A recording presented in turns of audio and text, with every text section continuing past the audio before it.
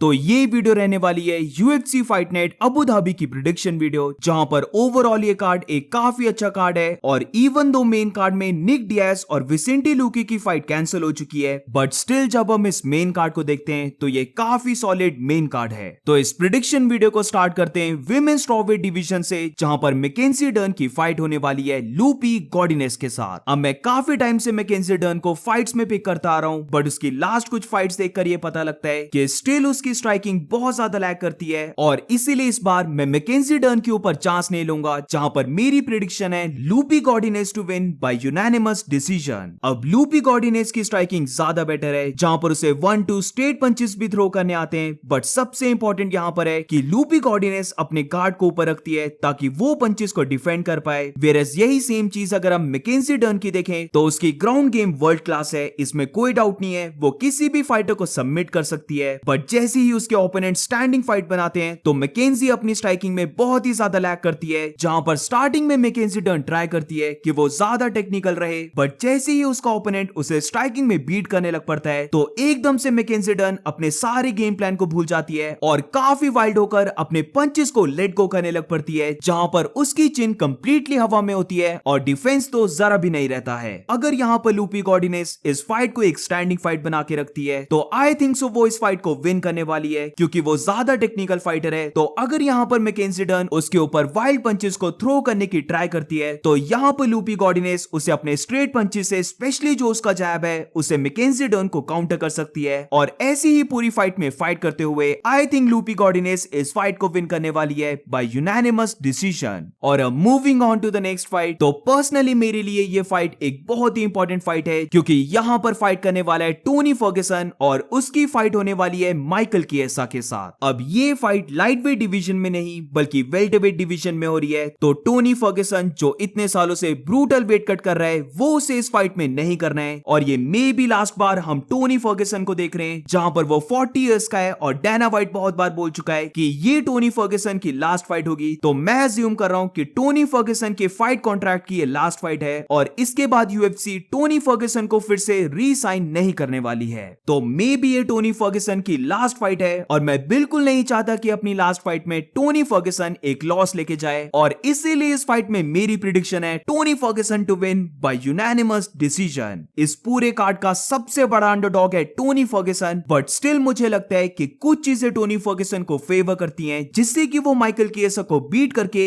इस फाइट को विन कर सकता है। तो बेशक इस फाइट में टोनी फर्ग्यूसन को साइज में डिसएडवांटेज है, बट स्टिल जब उसकी रीच की बात आती है तो टोनी फर्ग्यूसन को स्लाइट एडवांटेज है रीच में, वेरएस क्योंकि वो माइकल किएसा से साइज में थोड़ा सा स्मॉल है, तो इसीलिए मुझे लगता है कि टोनी फर्ग्यूसन इस फाइट में एक ज्यादा फास्ट फाइटर बनके इस फाइट को कर सकता है। और जैसे उसने पैडी पिमलेट के साथ फाइट की थी, जहां पर हमेशा की तरह उसका कार्डियो ऑन टॉप था, वैसा ही सेम अगर उसका वेल्टरवेट डिवीजन में भी रहता है तो माइकल किएसा के ऊपर वॉल्यूम ऑफ पंचेस को थ्रो करके टोनी फर्ग्यूसन इस फाइट को विन कर सकता है। यहां पर हमें यह भी नोटिस करना चाहिए कि माइकल किएसा भी कोई एक रेगुलर फाइटर नहीं है, वो बेसिकली अभी एक पार्ट टाइम फाइटर है, जहां पर वो फाइट्स में कमेंट्री भी करता है। और माइकल किएसा भी अपनी प्राइम से बाहर आ चुका है, तो ऐसा नहीं है कि टोनी फर्ग्यूसन एक young upcoming top level fighter या फिर अनडिफीटेड फाइटर के साथ फाइट कर रहा है, बल्कि टोनी फर्ग्यूसन एक ऐसे फाइटर के साथ फाइट कर रहा है जिसका 100% फोकस अभी फाइटिंग में नहीं है। अब मैं काफी श्योर हूं कि Michael Chiesa starting of the fight से ही ट्राई करेगा टोनी फर्ग्यूसन को ग्राउंड में लेके जाने की, क्योंकि माइकल किएसा की ग्राउंड गेम काफी अच्छी है। तो अगर वो टोनी फर्ग्यूसन को ग्राउंड में लेके गया तो वो अपनी साइज की एडवांटेज लेकर या तो फिर टोनी फर्ग्यूसन को पूरे राउंड ग्राउंड में होल्ड करके रखने वाला है, या मे बी वो टोनी फर्ग्यूसन को सबमिट कर दे, क्योंकि रिसेंटली टोनी फर्ग्यूसन अब ग्राउंड में इतना अच्छा नहीं दिखने लगा है। इसीलिए मुझे लगता है कि स्टार्टिंग ऑफ द फाइट से ही माइकल किएसा टोनी फर्ग्यूसन के ऊपर टेक डाउन्स को शूट करने वाला है।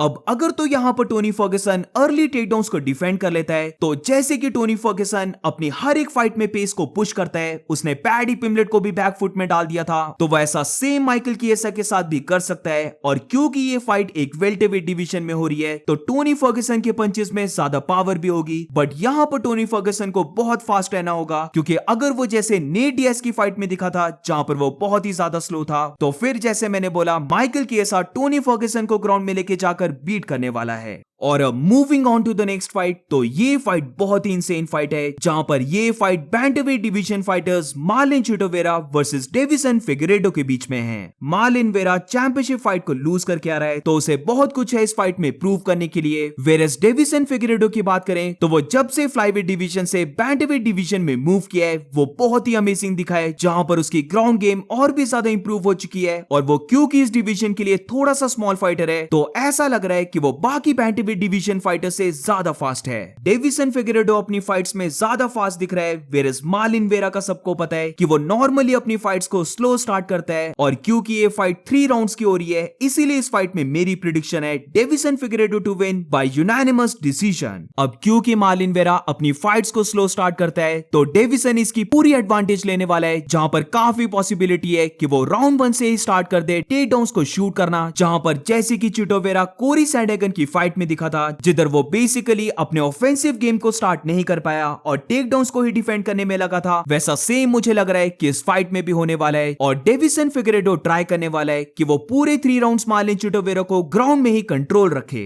एक चीज मार्लिन चिटोवेरा की मानने पड़ेगी कि उसकी चिन काफी सॉलिड है, बट इससे ज्यादा उसका स्ट्राइकिंग डिफेंस काफी अच्छा है, जहां पर शॉन ओमेली के साथ जो उसकी लास्ट फाइट हुई थी, उसको अगर हम हटाकर देखें तो अभी तक मार्लिन चिटोवेरा ने अपने फेस के ऊपर बहुत ही कम बिग शॉट्स को लिया है। और आई थिंक सो वो इस फाइट में भी काफी अच्छा डिफेंसिव फाइटर रहेगा। अब राउंड 1 में इतना डेंजर नहीं है, बट राउंड 2 ऑनवर्ड्स ये काफी बैड आइडिया होगा अगर डेविसन फिगरेडो ट्राई करता है कि वो मार्लिन चिटोवेरा के साथ एक स्ट्राइकिंग फाइट करे, क्योंकि फर्स्ट राउंड के बाद एकदम से मार्लिन चिटोवेरा एक काफी डेंजरस स्ट्राइकर बन जाता है, जहां पर फॉर श्योर उसके पास वो 1 पंच नॉकआउट पावर है, स्पेशली जो उसकी किक्स या फिर नीज रहती हैं वो बहुत ज्यादा ब्रूटल है। और ऊपर से डेविसन फिगरेडो मार्लिन चिटोवेरा के कंपैरिजन में थोड़ा सा स्मॉल फाइटर है, तो काफी चांसेस रहेंगे कि मार्लिन चिटोवेरा डेविसन के ऊपर नी को लैंड करने की ट्राई करेगा। तो स्ट्राइकिंग वाइज डेविसन को जरा भी चांसेस नहीं लेने चाहिए। और रिसेंटली मैंने देखा कि डेविसन फिगरेडो हबीब की जिम में भी ट्रेन कर रहा है, वो दागिस्तानी फाइटर्स के साथ ग्रैपलिंग कर रहा है, तो इसीलिए मैं काफी कॉन्फिडेंट हूं कि डेविसन का गेम प्लान रहेगा कि वो बिना चांसेस लिए डायरेक्टली मार्लिन चिटोवेरा को ग्राउंड में लेके जाएगा, उसे ग्राउंड में होल्ड करके बीट करने की ट्राई करेगा। बट अगर वो ऐसा नहीं कर पाया, तो वो बेसिकली पॉइंट्स को सिक्योर करके इस फाइट को विन करेगा बाय यूनानिमस डिसीजन। और अब moving on to the next fight, तो ये फाइट इस कार्ड की को मेन इवेंट है और ये मिडिलवेट डिवीजन की फाइट होने वाली है शारापुतिन मैगोमेडोव वर्सेस मिखेल ओलिशेचक के बीच में। आई थिंक सो शाराबुलेट की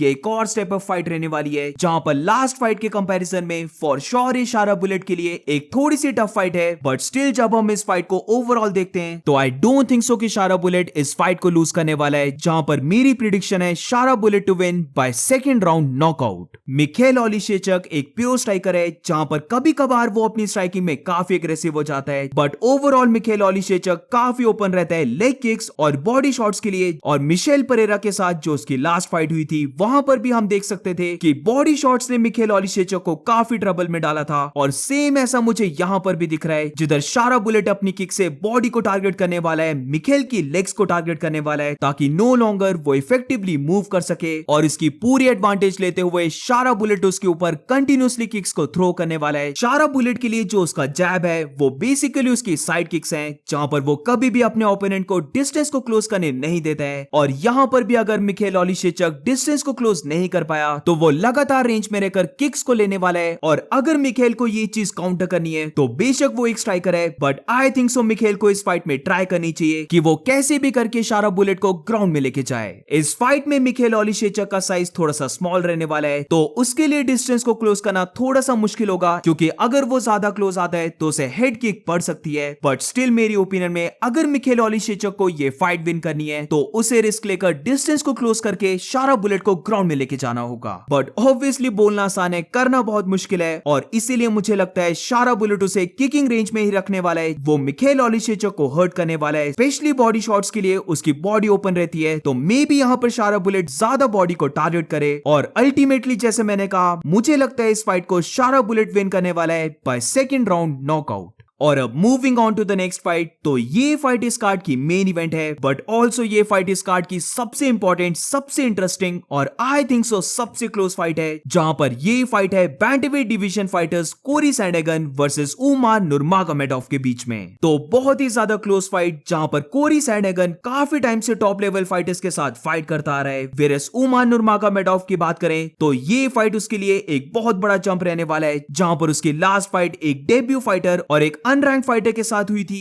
तो दोनों ही फाइटर्स ने जो एक दूसरे के स्ट्रॉन्ग पॉइंट्स हैं उनके ऊपर क्लेम किया है कि वो इस फाइट में वर्क नहीं करेंगे। लाइक फॉर एग्जांपल कोरी सैंडहैगन के पास इनसेन 5 राउंड्स का कार्डियो रहता है, तो यहां पर उमार ने क्लेम किया है कि कोरी के 5 राउंड्स की पेस और उसका कार्डियो उसके ऊपर वर्क नहीं करने वाला है, बल्कि वो इस फाइट में कोरी सैंडहैगन के ऊपर पेस को पुट ऑन करेगा। वेरस दूसरी साइड कोरी सैंडहैगन ने क्लेम किया है कि उमार के पास वो जो दागिस्तानी रेसलिंग है उसका काउंटर उसे मिल चुका है, उसने एक प्रॉपर गेम प्लान को डेवलप किया है और उनकी फाइट में उमार की रेसलिंग उसके ऊपर वर्क नहीं करेगी। तो फाइट में देखना होगा कि कौन से फाइटर की बात सच होती है, बट यहां पर अगर प्रिडिक्शन की बात करें तो इस फाइट में मेरी प्रिडिक्शन है Umar Nurmagomedov to win by unanimous decision. बेशक कोरी ने यहां पर क्लेम किया है कि उसने गेम प्लान को डेवलप किया है जिससे कि वो उमार की रेसलिंग को काउंटर करेगा, बट आई स्टिल थिंक इस फाइट में उमार कोरी को ग्राउंड में लेके जाने वाला है और ये चीज मुझे लग रही है एक बार नहीं बल्कि इस पूरी फाइट में बहुत बार होगी। आई थिंक सो कोरी सैंडहैगन की स्ट्राइकिंग ज्यादा बेटर है उमार से, बट अगर कोरी सैंडहैगन के फाइटिंग स्टाइल को देखें तो जब वो डिस्टेंस को क्लोज करता है तो वो थोड़ा सा टॉल खड़ा होता है और यहीं पर उमार नुरमागोमेडोव को टेक डाउन की ओपनिंग मिलती है, जहां पर उमार के टेक डाउन्स बहुत ही फास्ट होते हैं और आई डोंट थिंक सो कि कोरी सैंडहैगन का रिएक्शन टाइम इतना फास्ट है कि वो एकदम से उमार के टेक डाउन्स को डिफेंड कर ले।